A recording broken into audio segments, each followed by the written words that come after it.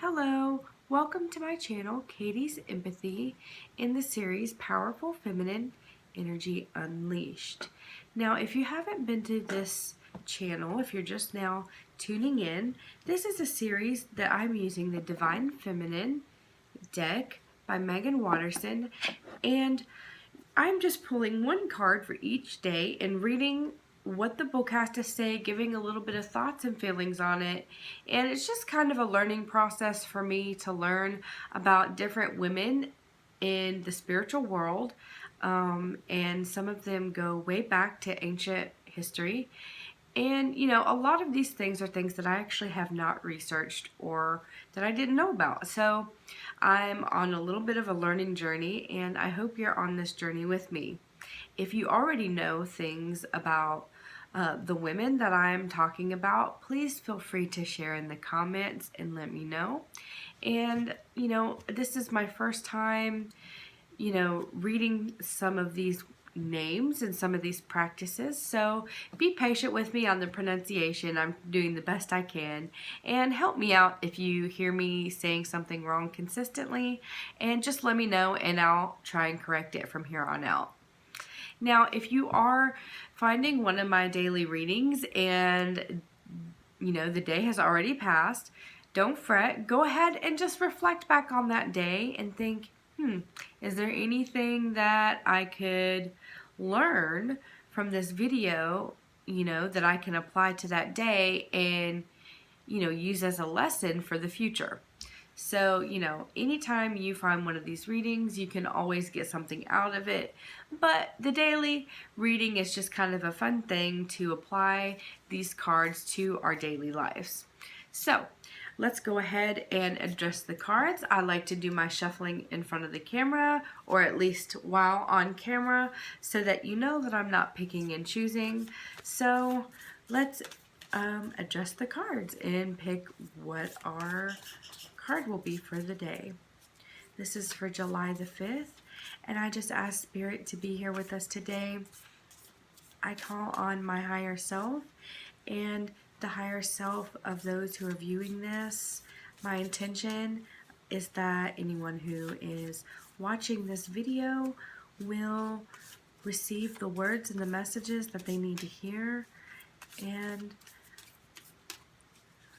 I ask that the Divine Feminine will grace their presence tonight, and that we can feel that goddess energy helping us. And I see a card kind of popping out here. Let me grab it. Let's see. I think it's this one.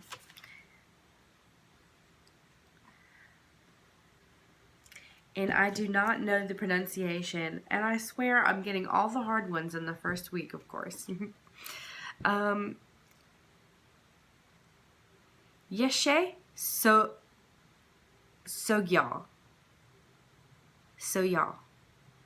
Yeshe Tsogyal, Lady of the Lotus Born. Embodiment is the deepest bliss. My body was made for enlightenment. I'm just going to show you. I think it's Yeshe Tsogyal, but I'm not entirely sure on the pronunciation on that. Very beautiful imagery in these cards.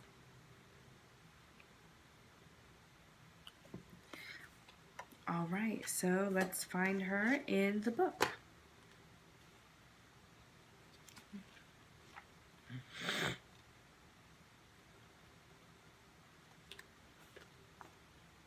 Lady of the Lotus Born. My body was made for enlightenment. Embodiment is the deepest bliss.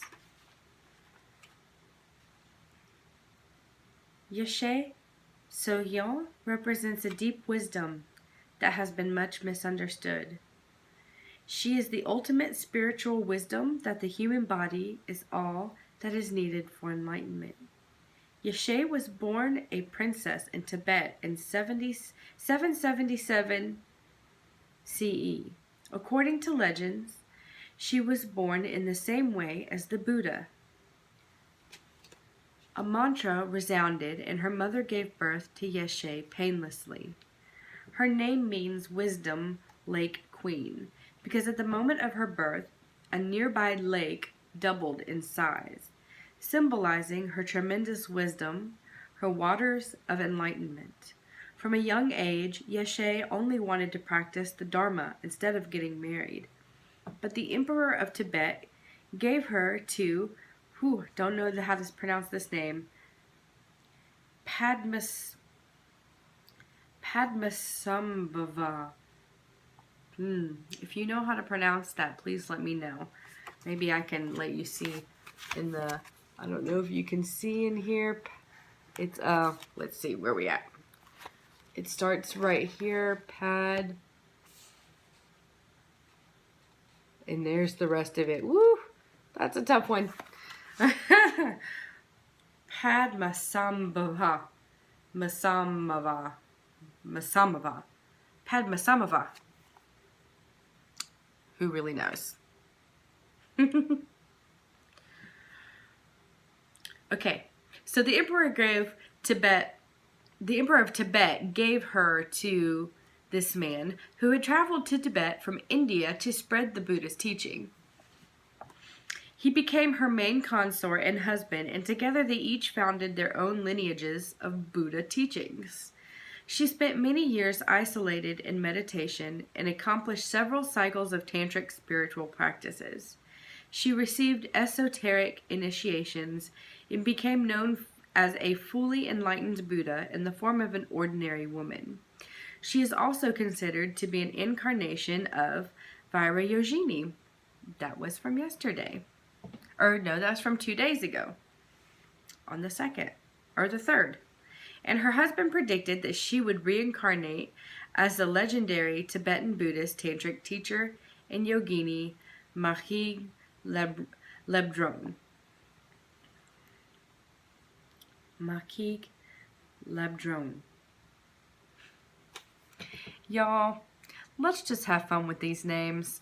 I'm going to say whatever comes out, and it's probably going to be wrong most of the time, but there it will come. Alright. So, Yeshe Tsogyal. She dedicated her life to spirituality. She knew from a young age, that she didn't want a normal life even as a young girl.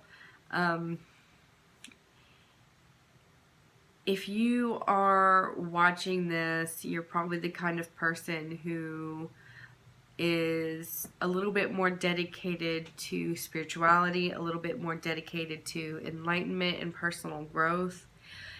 So how can we learn from Yeshe Tsogyal? I'm going to pronounce that right in the next video. I'm going to look it up and pronounce it right in the next video.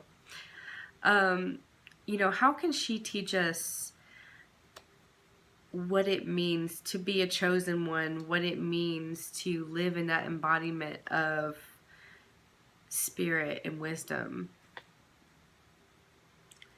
Let's see. When your soul selects her card, it can be easy to forget that everything we touch, everything we say, and everything we do is not separate from the divine.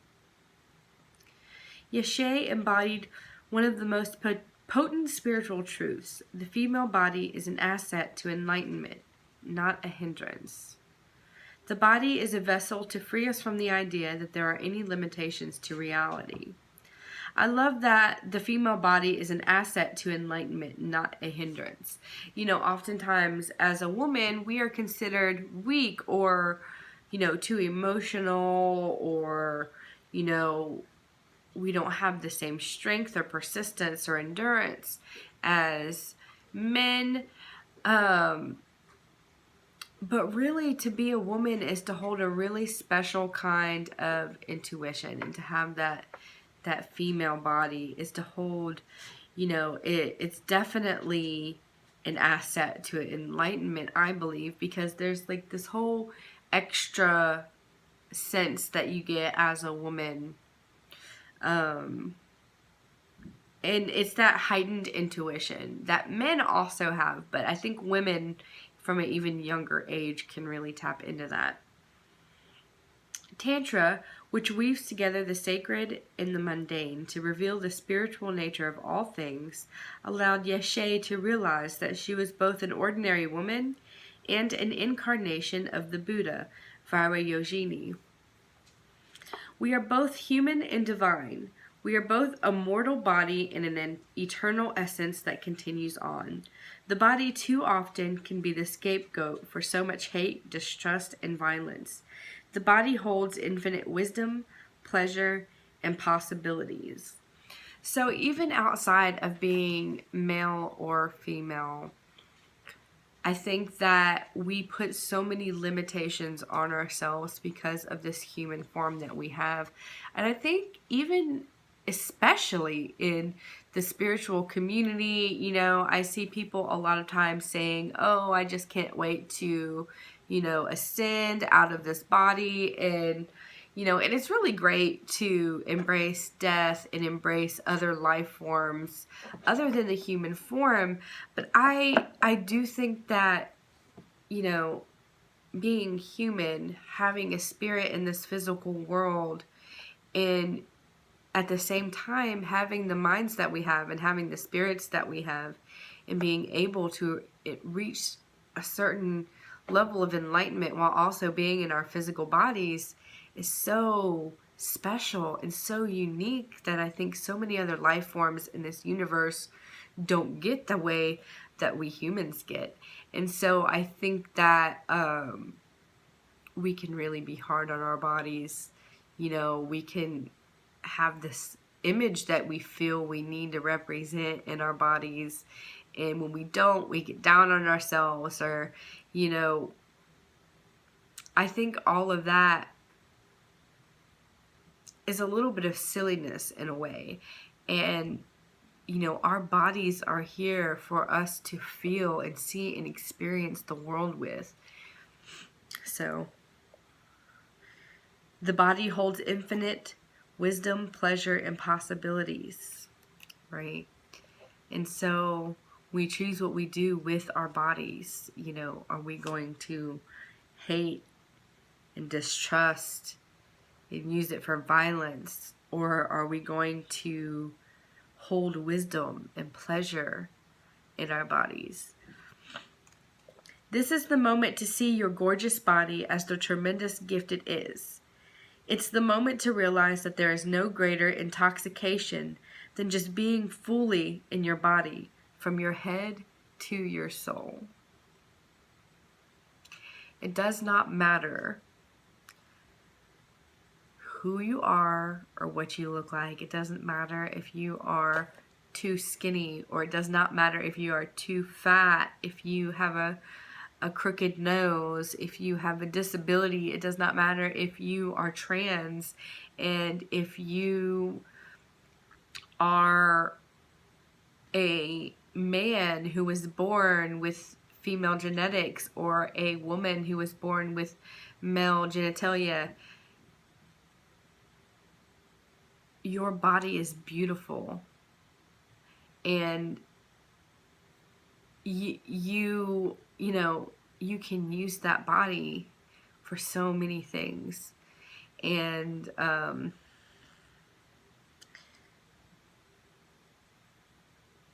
I love that. It's the moment to realize that there is no greater intoxication than just being fully in your body from head to soul. From head to soul, folks. We live in a society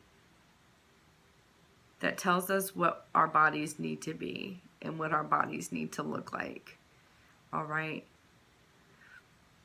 But it's time that we start being fully in our body the way we see fit to be in our body, and embrace that and experience the world from our souls. Yeshe is the call to remember the holiness of your flesh, the deep wisdom your body contains, and the temple you walk around in every day. So, on July the 5th, how can you remember that your body is a temple. How can you treat your body better? Can you look in the mirror today and say, I am beautiful, and look yourself straight in the eyes and believe it? Can you treat your body in a way that is good for it? Can you go on a walk, get some sun, breathe some fresh air? Can you put food in your body that was meant for it? See, I got tears coming up there because, whew, Spirit knows I've been not eating the best lately. It's not good. But I still love my body despite that. And I know that every moment is a new moment and opportunity. Here's a soul voice meditation. What helps me remember that my body is sacred? What helps me remember that my body is sacred? I think for me, whenever I'm outside in the wilderness, if I'm on a trail walking through the forest, and I'm smelling the trees and all the fauna and the flora, and I feel the earth underneath my feet, and I feel the sun on my head, that is such a special experience, to be able to feel those things and experience those things. And that really helps me get into my body. You know, just the physical workout of walking up a mountain, and yet all of the sensual feelings that I get from being outside. And the intention, once again, embodiment is the deepest bliss. My body was made for enlightenment. So today, on July the 5th, love your body, no matter what it looks like or feels like. Love your body. Treat your body like it's a sacred temple, because it is. Because there is nothing more special than you, your soul, that your body is carrying around. Okay? I mean it. Treat your body good. Let it walk this earth for as long as you can let it. Alright, so I hope these words came to you at perfect timing. And if you like this video, please like, subscribe, and share. I know this one went a little bit long today. I hope to see you again. Have a beautiful, wonderful day.